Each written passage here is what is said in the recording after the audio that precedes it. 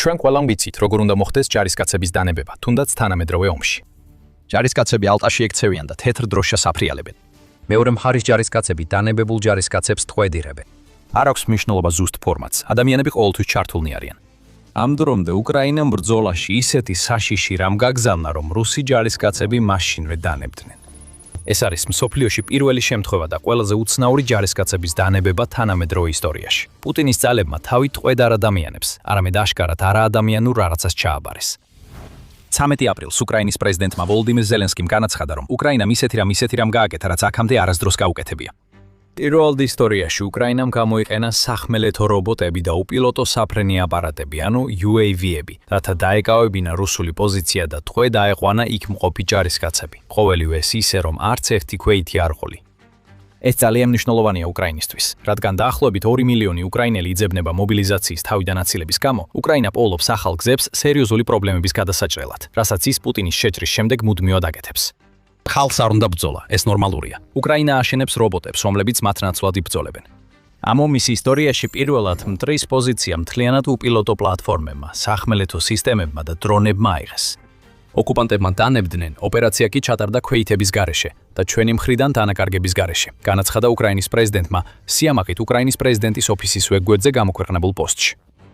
ეს ეხება იმას, რომ უკრაინა ავითარებს ტექნოლოგიებს, რომლებიც არსებობს ჯარისკაცების სიცოცხლის გადასარჩენად და ეს არის ომის მომავალი, სადაც პუტინი ეკრდნობა რუსეთის ადამიანური რესურსების უზარმაზარ უპირატესობას, რათა უკრაინის თავდაცვა დაასუსტოს. ეს სტრატეგია აღარ მუშაობს. უკრაინა იბრუნებს ტერიტორიებს და აიძულებს მტევს დანებდეს, ცოცხალი ძალის ფაქტორის გამორიცხვით. მოდით ერთი წუთით ჩავიცოთ რუსი ჯარისკაცის გაწვეთილი ჩექმები. ჯერ ერთი უნდა გიხაროდეთ, რომ საერთოდ გაგვხდეს ეს ჩექმები. თქვენი ბევრი თანამებრძოლი იძულებული გახდა საკუთარი აღჭურვილობა თვითონ ერიდა. ჯერ კიდევ 2022 წლის დეკემბერში, რადგან რუსეთს საბაზისო მარაგებიც კი თითქმის არ ჰქონდა. იმ დრიდან, რაც პუტინმა სრულმასშტაბიანი ომი დაიწყო. მაინც თქვენ უკრაინაში ხართ და როგორთაც თქვენ და რუსი ჯარისკაცების მცირე დანაყოფმა მოახერხეთ თავდაცვითი პოზიციის შექმნა. ელოდებით, რომ კიდევ მეტი ჯარისკაცი და აღჭურვილობა ჩამოვა ზურგიდან თქვენი პოზიციის გასეის გასამაგრებლად, თუმცა არ გაქვთ წარმოდგენა, ნამდვილად მოვლენ თუ არა ისინი. Starlink-ი გათიშულია და Telegram-ს ბლოკავენ, ასე რომ თქვენს მეთაურებთან საერთოდ არ გაქვთ კავშირი. ამიტომ იმალებით და იმედოვნებთ, რომ უკრაინა ვერ გიპოვით. ეს იმედები ქრება, როცა ზემოდან დრონის ბზუილს ისმენთ, რომელმაც აშკარად თქვენი პოზიცია არ მოაჩინა. ჭიდროთ იჭერთ თოფს, მალე მოგიწევთ დაიცვათ ის პატარა ტერიტორია, რომლის უკრაინისგან მიტაცებაშიც დაეხმარეთ, იმ ჯარისკაცების წინააღმდეგ, რომლებიც მის დასაბრუნებლად მოდიან. მაგრამ ეს არ ხდება. საჰაერო დრონების ბზუილი უფრო ძლიერდება. კამიკაძე დრონები იწყებენ თქვენს სამალავზე თავდასხმას. იხედებით გარეთ და ელით, რომ ჰორიზონტზე ჯარისკაცებს დაინახავთ. მაგრამ ამას არ ხედავთ. შორიდან, მაგრამ სულ უფრო ახლოს, ბორბლებზე და მუხლუხებზე მოძრავი ლითონის ურჩხულები მოდიან. ისინი თქვენს პოზიციაზე მოემართებიან და თქვენაც კი გჭირდებათ გასროლა, რომ მიხვდეთ. მსუბუქი იარაღით სროლა მათ შეჩერებას ვერ შეძლებს. არც ის შეგიძლიათ, რომ ისროლოთ, რადგან როგორც კი თავს გამოყოფთ, FPV დრონი თქვენკენ მოფრინავს. შემდეგ ყველაფერი ჩერდება. კვლავ უყურებთ, თქვენს წინაშე დგას რობოტების მთელი დანაყოფი, ზოგი ცაშია, ზოგი კი მიწაზე. რა არჩევანი გაქვთ? შეგიძლიათ მანქანებს შეეწიროთ, ან თეთრი დროშა აფრიალოს და მას წაგაკავონ. თქვენ უმეტესობაზე ჭკვიანი ხართ, თეთრ დროშას აფრიალებთ. და ასე უბრალოდ თქვენ და თქვენი თანამებრძოლები კარგავთ დაკავებულ ტერიტორიას და აძლევთ უკრაინას საშუალებას მსოფლიოში პირველად მიაღწიოს ისეთ რამეს, რაც მიუთითებს სრულიად ახალ სტრატეგიაზე, რომლის განხორციელებასაც უკრაინა ახლა მთელი ბრძოლის ველზე აპირებს. მაგრამ მოიცადეთ ერთი წამით, შეიძლება ფიქრობთ, ნუ თუ ადრე მსგავსი რამ არ გსმენიათ. ამავე არხზე შეიძლება ნახეთ ვიდეოები, სადაც გიამბეთ, როგორ იყენებდა უკრაინა რობოტებს რუსი ჯარისკაცების დანებებისთვის წარსულში. ეს ნამდვილად ასეა. შემთხვევა, რომელსაც ზელენსკი აღწერს, არის უკრაინის დიდი შრომის შედეგი, რომელმაც შეძლო რუსი ჯარისკაცების დაჭერა სახმელეთო რობოტებისა და უპილოტო საფრენი აპარატების გამოყენებით წინა ცალკეულ შემთხვევებში.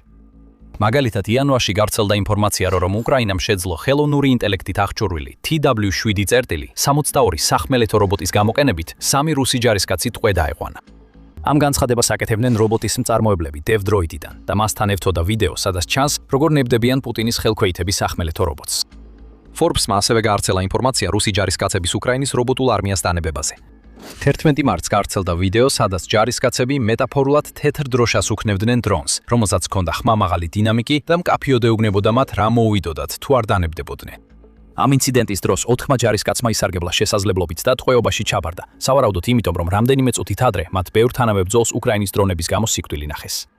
უკვე 2024 წლის აგვისტოშიც კი უკრაინამ გამოიყენა სტრატეგია, რომლის მიხედვით დრონებს ხმამაღალი დინამიკები ჰქონდათ დამაგრებული, რათა რუსი ჯარისკაცი იძულებული გაეხადათ დანებებულიყო. ამ შემთხვევაში ჯარისკაცი მისმა თანაყოფმა მიატოვა.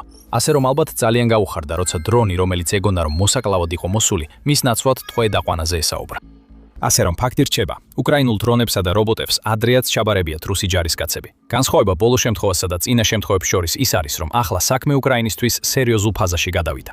ამ დროამდე ყველა ჩაბარება ცალკეული შემთხვევა იყო და უკრაინას საკუთარი ტერიტორიის შიგნით მნიშვნელოვანი წარმატება არ მოუტანია. მაგრამ ეს ბოლო შემთხვევა განსხვავებულია. და განსხვავება ისაა, რომ უკრაინამ რუსი ჯარისკაცები დანებება აიძულა და გამოიყენა როგორც დრონები, ასევე სახმელეთო რობოტები იმ ტერიტორიის დასაბრუნებლად, რომელსაც ეს ჯარისკაცები აკონტროლებდნენ. ზელენსკიმ ზუსტად არ გაამხილა, სად მოხდა ტერიტორიის გათავისუფლება, თუმცა ყველაზე სავარაუდოა, რომ ეს სამხრეთში მოხდა. უკრაინა სამხრეთში კონტრშეტევაზეა გადასული იანვრის ბოლოდან და ამით დაიბრუნა დაახლოებით 480 კვადრატული კილომეტრი, ანუ დაახლოებით 185 კვადრატული მილი თავისი მიწიდან. ახლა შეგვიძლია დავამატოთ ის მიწებიც, რომლებიც უკრაინის დრონებმა და სახმელეთო რობოტებმა ახლახან გაათავისუფლეს. ეს ყველაფერი კი არც ერთი ქვეითი ჯარისკაცის დახმარების გარეშე მოხდა. ზელენსკი სწრაფად ახსენა უკრაინის რამდენიმე რობოტულ სისტემას, მათ შორის ვოლაიას, ტერმიტს, არდალს, რატელს, პროტექტორს და სნეიქს. მან აღთქვა, ამ სისტემებიდან რომელი თუ საერთოდ რომელიმე მონაწილეობდა იმ სოფლიოში პირველ ასეთ შემთხვევაში, რაც უკრაინამ ახალ-ახალ მოახერხა, მაგრამ მან კიდევ ერთი ძალიან საინტერესო რამ აღნიშნა. უკრაინის რობოტები მხოლოდ ტერიტორიას კი არ იბრუნებენ. ეს მანქანები აქტიურად გადაარჩენენ სიცოცხლეებს ფრონტზე. ზელენსკის თქმით, უკრაინის რობოტულ სისტემებს ბოლო 3 თვის განმავლობაში ომში 22,000 მისია ჰქონდათ შესრულებული. ყველა შემთხვევაში ამ რობოტებს ადამიანების ნაცვლად შეჰყავდათ ისეთ ადგილებში, სადაც სხვაგვარად ადამიანებს მოუწევდათ საკუთარი სიცოცხლის რისკის ქვეშ დაყენება. უკრაინის მიერ ტერიტორიების დაბრუნება რობოტების გამოყენებით მხოლოდ ერთი მაგალითია. უკრაინის მიწაზე მოძრავი მეტალის მანქანები ასევე ახორციელებენ სამაშველო და ლოგისტიკურ ოპერაციებს, რის შედეგადაც სიცოცხლეები იხსნება. სხვა სიტყვებით რო ვთქვათ, სიცოცხლე 22,000-ზე მეტჯერ იქნა გადარჩენილი. ყველაზე საშიში ადგილებში ჯარისკაცის ნაცვლად რობოტი შევიდა. ეს ეხება მაღალ ტექნოლოგიებს, უმაღლესი ღირებულების, ადამიანის სიცოცხლის დასაცავად, განაცხადა ზელენსკიმ, როდესაც უკრაინის გამორჩეული მიღწევის შესახებ ამბავს ავრცელებდა. რასაც ახლა ვიწყებთ დანახვას, ეს არის სრული ტრანსფორმაცია იმისა, რას ნიშნავს ბრძოლა უკრაინის შიგნით. რუსეთი არაფრისთვის მზად არ იყო. როდესაც პუტინმა დაიწყო შეჭრა, მას ეგონა, რომ ცოცხალი ძალა და ტრადიციული ტექნიკა საკმარისი იქნებოდა ომის მოსაგებად. მაშინაც კი როცა მისი საწესი სპეციალური სამხედრო ოპერაცია ჩავარდა, პუტინს ეგონა, რომ გამოფიტვის ომზე გადასვლა გამოიწორდა უკრაინის არმიის გამოფიტვას და გაქრობას ამ დროისთვის. კიდევ 2025 წლის სექტემბერში ომის კვლევის ინსტიტუტი ითხოვინებოდა, რომ პუტინს სჯეროდა, რუსეთი შეძლებდა გაეძლო უკრაინას, მის დრონებს და მთელ დასალურ დახმარებას, რომელსაც ქვეყანა იღებდა. უკრაინაში 700,000 რუსი ჯარისკაცის ყოფნა გამარჯვების გასაღებად მიიჩნეოდა. მხოლოდ ერთი პრობლემა, რომ ცოცხალი ძალით გამოფიტვის ომი მოიგო, საჭიროა მოწინააღმდეგის ჯარისკაცები ანადგურებდე. რუსეთი ახლა ისეთ ომს ეჯახება, რისთვისაც ის არასდროს იყო მზად. როგორც თავად ზელენსკი ამბობს, მომავალი უკვე ფრონტის ხაზზეა და უკრაინა მას აშენებს. ეს მომავალი თავს კიდევ უფრო მრავალფეროვანი გზებით აჩვენებს, ვიდრე მხოლოდ ჯარისკაცების დატყვევება და ტერიტორიის დაკავება დრონებისა და რობოტების გამოყენებით. მანქანების აღზევება უკვე უკრაინის საბრძოლო ველზეა და უკრაინის რობოტების უპირატესობა ბევრად აღემატება იმას, რისი გაძლებაც რუსეთს შეუძლია. სანამ ამ თემას უფრო დეტალურად განვიხილავთ, შეგახსენებ, რომ თქვენ უყურებთ სამხედრო შოუს. თუ არხზე ჯერ არ გაქვთ გამოწერა, ეხლა იდეალური დროა რომ დააჭიროთ ხილაკს. თითოეული თვის გასვლასთან ერთად უკრაინაში რობოტები და დრონები უფრო მეტს აკეთებენ. უკრაინის შეიარაღებული ძალების მთავარსარდლის ალექსანდრ სიერსკის თქმით, მარტში რობოტულმა კომპლექსებმა 50%-ით მეტი ამოცანა შეასრულეს ვიდრე თებერვალში, რაც იმ ტენდენციის ნაწილია, რომელსაც ვხედავთ მას შემდეგ, რაც უკრაინამ დაიწყო სახმელეთო რობოტების გამოყენება უპილოტო საფრენი აპარატებთან ერთად. ამგვარ ზრდას თან ახლავს რუსეთის მიერ მიღებული დიდი დანაკარგები. ასევე აპრილში სიერსკიმ განაცხადა, რომ უკრაინის უპილოტო აპარატებმა მარტში მტრის დანაკარგებიდან კარგები 29%-ით გაზარდეს წიწინა თვესთან შედარებით. გარდა ამისა, ფრონტის ხაზის რობოტებმა მარტში უკრაინისთვის სულ დაახლოებით 9,000 მისია შეასრულეს, რაც მნიშვნელოვნად აღემატება რამდენიმე თვის წინანდელ მაჩვენებლებს. მაგალითად, 2025 წლის ნოემბერში რობოტებმა მისიების მე-13-ზე ნაკლები შეასრულეს. მაშინ მათი რაოდენობა 2900 შეადგენდა. ეს ყველაფერი შემთხვევით არ ხდება. ეს ყველაფერი ძალიან კოორდინირებული ძალისხმევის შედეგია, რომელსაც უკრაინა ახორციელებს იმისთვის, რომ რობოტები თანამედროვე ომის მებრძოლებად აქციოს. ჩვენ ამას ვხედავთ უკრაინის რობოტული არმიის სწრაფ ზრდაში. ევრომაიდან პრესის მიხედვით 2025 წლის ნოემბერში უკრაინის 67 დანაყოფი იყენებდა სახმელეთო რობოტებს ლოგისტიკური მისიების შესასრულებლად. მარტისთვის დანაყოფების რაოდენობა 167-მდე გაიზარდა. თუ გაინტერესებთ, რატო 3-ჯერ მეტზე გაიზარდა იმ პერიოდში უკრაინაში რობოტების მიერ შესრულებული მისიების რაოდენობა, ეს არის თქვენი პასუხი. დაახლოებით 3-ჯერ მეტი დანაყოფი, რომელიც რობოტებს იყენებს, ნიშნავს, რომ ამ რობოტებით შესრულებული მისიების რაოდენობაც დაახლოებით 3-ჯერ მეტია. უკრაინის თავდაცვის ინდუსტრიაც ზრდას განიცდის, რათა დააკმაყოფილოს სტრატეგიის მოთხოვნები, რომელიც სულ უფრო მეტად ეკრდნობა დრონებსა და უპილოტო საფრენ აპარატებს. ზელენსკი ამბობს, რომ უკრაინის უპილოტო საფრენი აპარატების მწარმოებლებს ახლა ყოველწლიურად მილიონობით საჰაერო სიკვდილის მანქანის წარმოება შეუძლიათ. ეს რიცხვი 2025 წლის ბოლოსთვის წლიურად 4 მილიონამდე გაიზარდა.